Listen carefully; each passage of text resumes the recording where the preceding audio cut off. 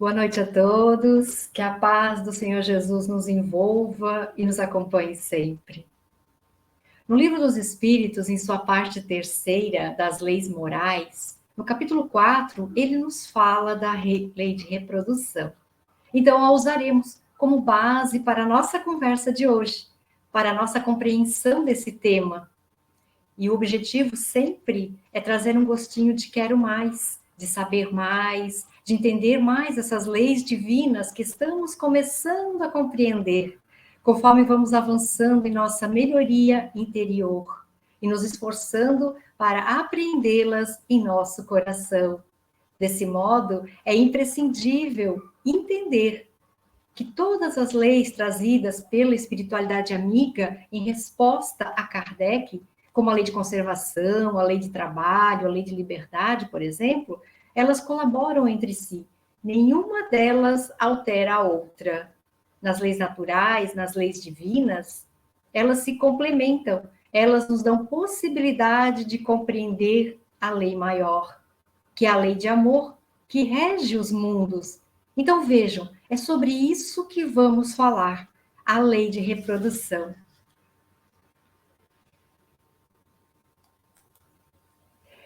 Este capítulo traz questões que envolvem a população da Terra, a evolução e os relacionamentos.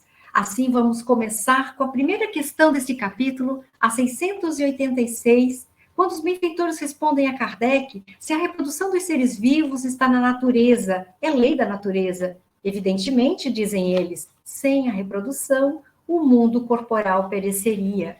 Esta é a resposta que nos diz que a reprodução é imprescindível para a continuação das espécies. É nesse processo de nascer, de crescer, reproduzir e morrer que acontece a evolução dos espíritos, ou seja, de todos nós. E quando temos a oportunidade de renascermos em uma nova experiência, progredimos, porque progredir é a condição normal dos seres. Na natureza não há transições bruscas. A cada nova geração, por efeito da atividade intelectual do seu novo habitante, o envoltório se modifica, embeleza-se nas particularidades, melhorando os corpos pela procriação, origina-se uma nova espécie que pouco a pouco se afasta do tipo primitivo. A proporção que o espírito progride. Então, desse modo, através das existências sucessivas, vamos adquirindo maior conhecimento, nos elevando em moralidade, em bondade, em amorosidade, passando a cooperar mais conscientemente na obra do Criador. Por isso, a lei de reprodução ser natural e fundamental para todos nós, pois para haver o aprimoramento é necessário que o espírito reencarne, onde pelo trabalho inteligente e pelas vicissitudes da caminhada vai ampliando e exercitando as suas faculdades. E com esse trabalho desenvolve melhores condições de vida, de alimentação, de moradia, de segurança e bem-estar. Porquanto o orbe terrestre, assim como tantas outras moradas que existem no universo, é um hospital, é uma escola e também uma oficina abençoada de oportunidades e renovações constantes. O Espiritismo nos ensina que a reencarnação é uma lei divina, que visa o nosso crescimento espiritual através do próprio esforço, na medida em que nos permite, a cada vinda no corpo, amealhar novas conquistas ao patrimônio do espírito imortal que somos. Então, André Luiz, pela psicografia de Chico Xavier, comenta no livro No Mundo Maior, não somos criações milagrosas, somos filhos de Deus e herdeiros dos séculos, conquistando valores de experiência em experiência, de milênio a milênio. Mas para isso precisamos renascer, precisamos de irmãos em humanidade que sejam nossos pais, que nos recebam como filhos. Mas nesses tempos difíceis de tantas incertezas, será que devemos ter um filho? Gerar uma vida? Mas já tem tanta gente nesse mundo. E ficamos a refletir, ficamos nessas indagações. Kardec, lá no século XIX, teve a mesma dúvida, a mesma preocupação que nós. que hoje nós no século XXI temos, né? Quando indagou aos imortais, se a população da Terra, na progressão crescente que vemos, chegar a tempo em que seja excessiva essa população, e a resposta dos amigos espirituais, não, Deus a isso provê e mantém sempre o equilíbrio. O homem que apenas vê um quadro da natureza não pode julgar da harmonia do conjunto. Então, tudo está como deve ser. Se existe algum desequilíbrio na natureza, somos nós que fizemos. Mesmo quando buscamos nos dados estatísticos que o aumento da população mundial nos últimos 200 anos aconteceu como nunca antes na história, ou que há 2000 anos, lá na época de Jesus, a população mundial era de 300 milhões de pessoas, e em 1800 atingiu 1 bilhão.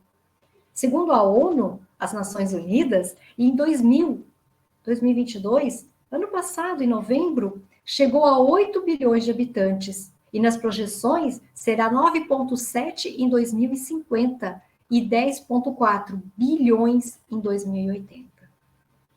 E esses números nos assustam, não é mesmo? E ficamos preocupados com essa quantidade de pessoas no mundo, ficamos nos preocupando, nos perguntando se haverá alimento suficiente, trabalho, escola, moradia.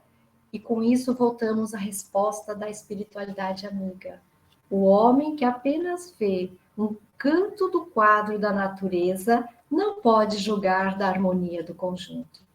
Percebam a sabedoria dessa resposta, nos dizendo que estamos vendo somente os números e não todos os outros acontecimentos que ocorrem paralelos a isso.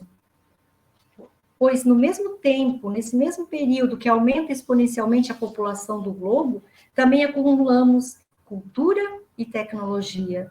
E devido a isso, mudamos a forma como produzimos os alimentos, os bens de consumo, novas técnicas de automação, de mecanização, nos ajudam a produzir mais, reduzindo o trabalho físico dos seres humanos. Assim podemos dizer que de um fator essencial à vida humana ter se ampliado e ter se desenvolvido no decorrer dos séculos foi a aplicação da tecnologia, da ciência e da inovação em favor da vida. Melhores moradias, condições de higiene, avanços na medicina, nos medicamentos. Então, confiemos nos desígnios divinos, entendendo que se tantos espíritos estão reencarnando e povoando a Terra, é porque o planeta possui condições de receber.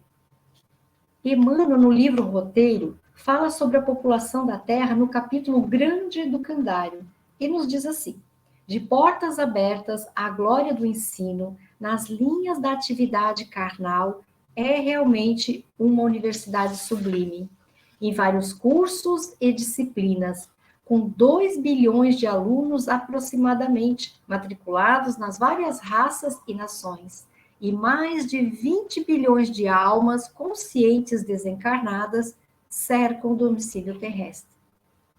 Percebam, Emmanuel traz essa informação em 1952, de estarem vinculados ao planeta mais de 20 bilhões de espíritos, com 2 bilhões encarnados. E hoje, em 2023, chegamos já a 8 bilhões. Assim vamos entendendo que a resposta da espiritualidade amiga, quando disse a Kardec, Deus provê e mantém o equilíbrio, não é por acaso. Tudo é planejado e acontece em concordância com os desígnios divinos. Sabemos que todos os dias muitos nascem, muitos reencarnam, mas muitos também vão, muitos retornam ao Padre espiritual. E nessa transição nos diversos planos da vida, formado por espíritos encarnados e desencarnados, tem-se os seres vinculados ao orbe terrestre. Percebam, Kardec continua nesta linha de raciocínio, querendo entender, então, sobre as possibilidades de nossa melhoria material e espiritual em cada nova encarnação. A evolução dessa humanidade. E ele pergunta, né? Na questão 689 de O Livro dos Espíritos, os homens atuais formam uma criação nova ou são descendentes aperfeiçoados dos seres primitivos? E os benfeitores dizem que são os mesmos espíritos que voltaram para se aperfeiçoar em novos corpos.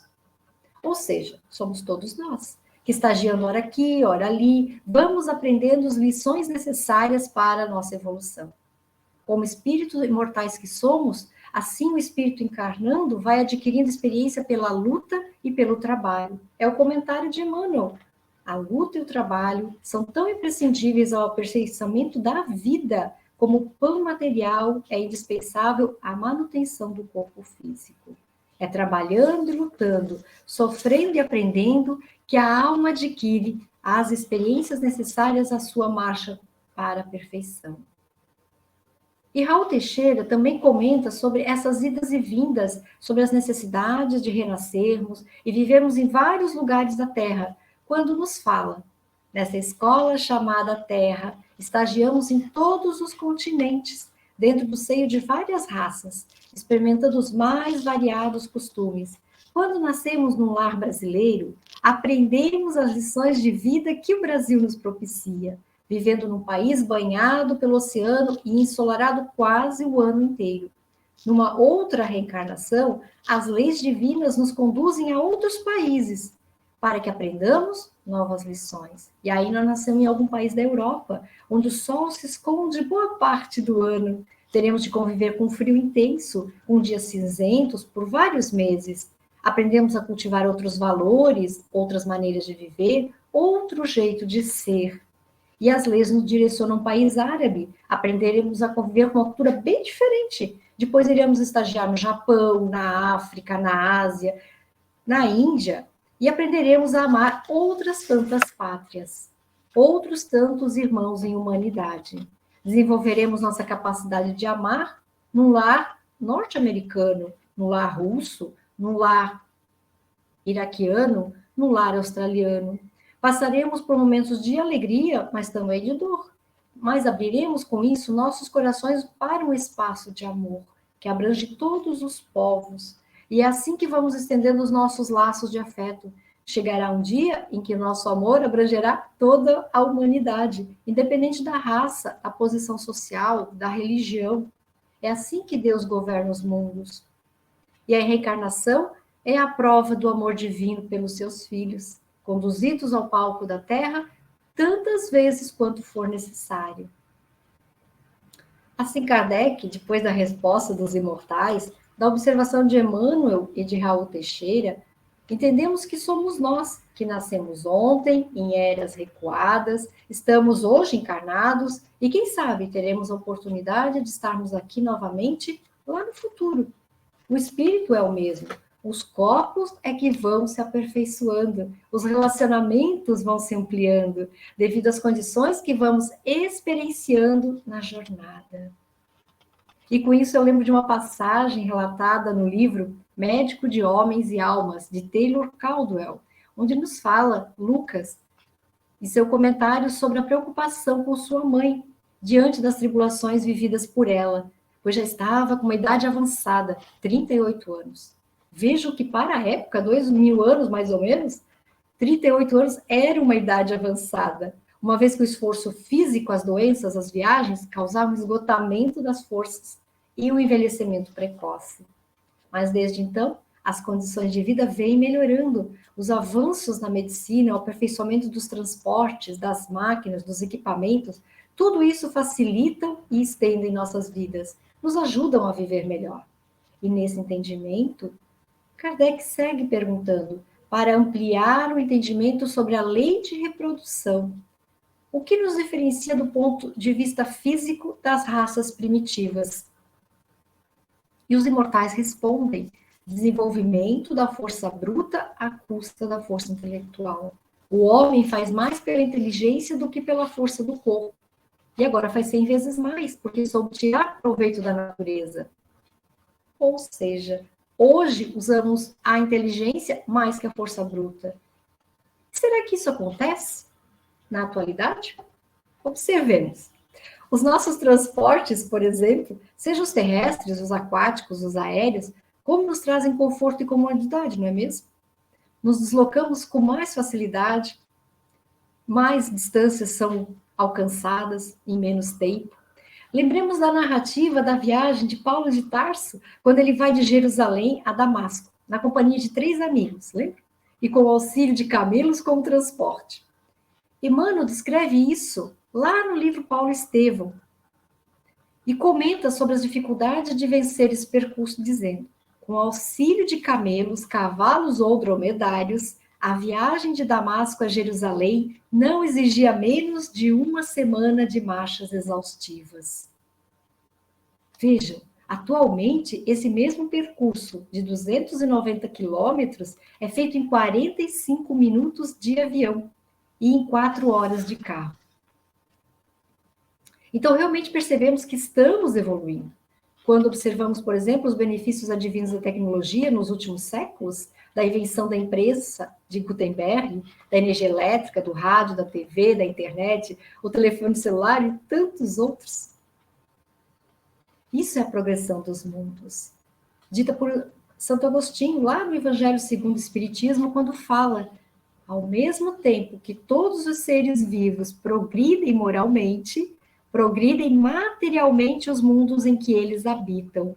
Quem pudesse acompanhar o mundo em suas diferentes fases, desde o instante em que se aglomeram os primeiros átomos destinados a constituí-lo, vê-lo-ia percorrer a escala incessante e progressiva, mas de degraus imperceptíveis para cada geração, e a oferecer aos seus habitantes uma morada cada vez mais agradável, à medida que eles próprios avançam na senda do progresso. Palavras de Santo Agostinho, trazido no Evangelho. Então, para que esse progresso aconteça, é preciso renascermos, é preciso também colaborar nesse processo de perpetuação da vida.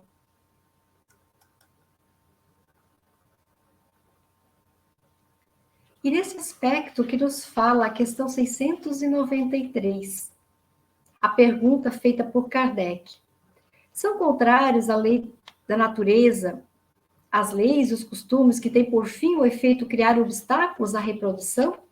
E os amigos espirituais afirmam: tudo o que embaraça a natureza em sua marcha é contrária à lei geral. Logo, a espiritualidade é bem clara. Quando impedimos a vinda de um ser por motivos egoísticos, estamos agindo contra a lei geral, contra a lei de amor, e perdendo a possibilidade da cocriação que Deus nos dá. E é tão interessante isso, como Deus, esse Pai amoroso, nos dá possibilidades, ainda que nuances muito pequenas, de experimentarmos na paternidade e na maternidade a corporificação de um indivíduo. E nesse ato de gerar, de reproduzir, o exercício da cocriação. E Ananias, em conversa com Paulo de Tarso, fala sobre a importância da paternidade e da maternidade para a nossa evolução, dizendo: só a dor nos ensina a ser humanos. Quando a criatura entra no período mais perigoso da existência, depois da matinal infância e antes da noite da velhice, quando a vida exubera energias, Deus lhe envia os filhos, para que os trabalhos se enterneçam o coração. Entendendo com isso que a maternidade e a paternidade são magistérios sublimes. E Deus nos dá a possibilidade de sentirmos o significado disso em nossas vidas, para entendermos que nossa existência sempre estará atrelado a outros corações, sejam nossos pais, nossos filhos, nossos familiares, nossos amigos, para nos elevar, pois para nós elevarmos, os relacionamentos são fundamentais em nossa caminhada. Hoje estagiamos numa família, numa profissão, num grupo social, e amanhã será outra para o nosso exercício de aperfeiçoamento. Por isso somos colocados, ao nascermos em uma família, a primeira célula da sociedade, que nasce pela união de dois seres. E sobre isso, Kardec pergunta se contrário à lei da natureza, o casamento, isto é, a união permanente de dois seres, e os imortais respondem sobre o casamento, que o casamento é um progresso à marcha da humanidade.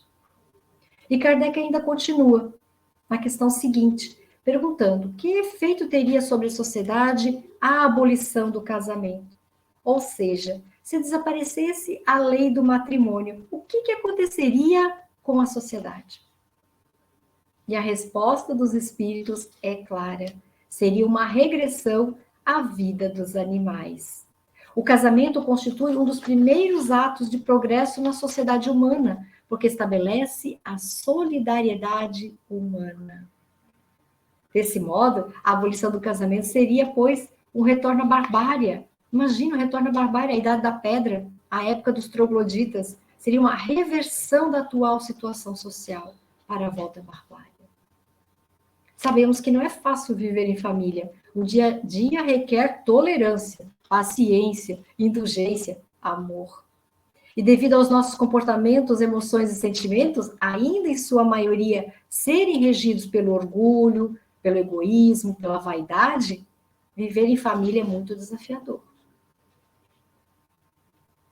Pois como nos diz André Luiz no livro Evolução em Dois Mundos, homens e mulheres, diante da primeira dificuldade no casamento, costumam desertar dos postos e serviços em que a vida os situa.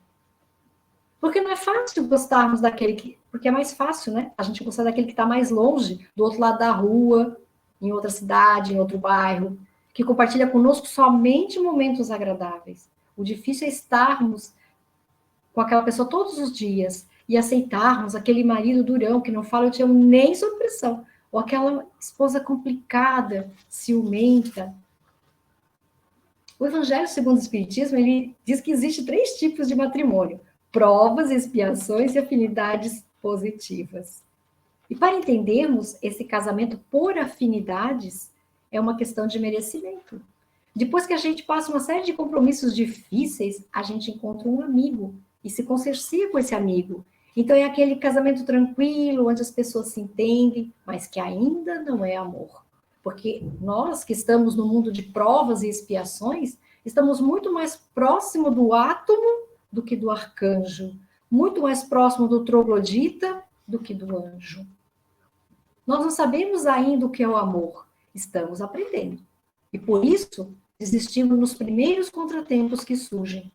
E essa história de deixar para lá, para a próxima encarnação, olha, isso é uma história complicada, hein? Ana Guimarães, palestrante espírita, gosta de contar a história da mala, quando ela fala de matrimônio.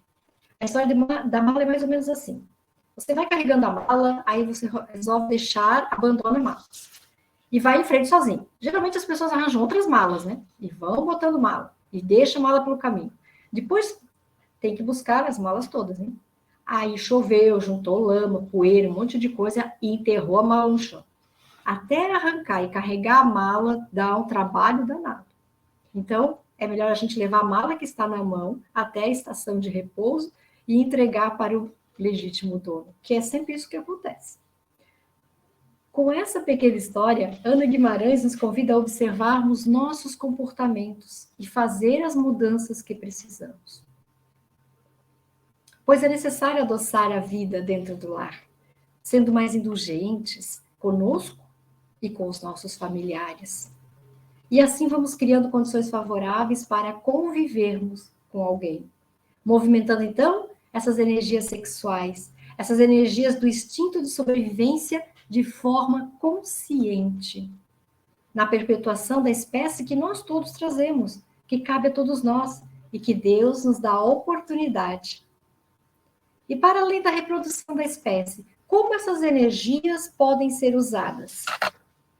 Bom, além da reprodução da espécie, essas energias podem ser redirecionadas para a produção do bem, para a boa administração da vida. Mas para isso, não há necessidade de se viver um relacionamento íntimo. Kardec questiona sobre essa escolha de conduzir a vida, na pergunta 698, sobre o celibato. O celibato voluntário, diz Kardec, representa um estado de perfeição meritório aos olhos de Deus? Não, é a resposta dos imortais. E os que assim vivem por egoísmo, desagradam a Deus e enganam o mundo. E Kardec continua querendo entender sobre essa escolha feita por algumas pessoas em benefício da humanidade. E ele diz: da parte de certas pessoas, o celibato não será um sacrifício que fazem com o fim de votarem de modo mais completo ao serviço da humanidade?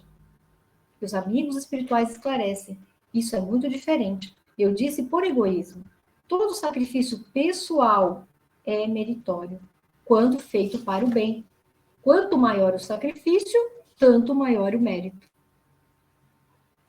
Entendamos que todo sacrifício pessoal, tendo em vista o bem, e sem qualquer ideia egoísta, eleva o homem acima de sua condição material.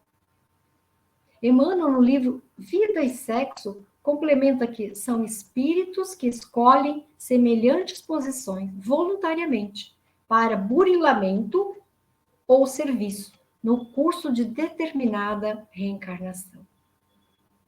Agindo assim, por amor, doando o corpo a serviço dos semelhantes e por esse modo amparando os irmãos e humanidade, através das mais variadas formas e maneiras, converte a existência sem ligações sexuais em caminho de acesso à sublimação, ambientando-se em climas diferentes em criatividade. Portanto, a energia sexual deles não estancou o próprio fluxo. Essa energia simplesmente se canaliza para outros objetivos, os de natureza espiritual. E conhecemos no movimento espírita e fora dele irmãos que dão esse direcionamento às suas energias, como Chico Xavier, que por mais de 70 anos a usou na psicografia. Divaldo Franco, que ao longo dos seus 96 anos, 70 anos dedicado à divulgação da doutrina espírita pelo mundo. Irmã Dulce, que dedicou a sua vida a cuidar dos necessitados. E tantos outros que usaram e usam as suas energias em prol da humanidade.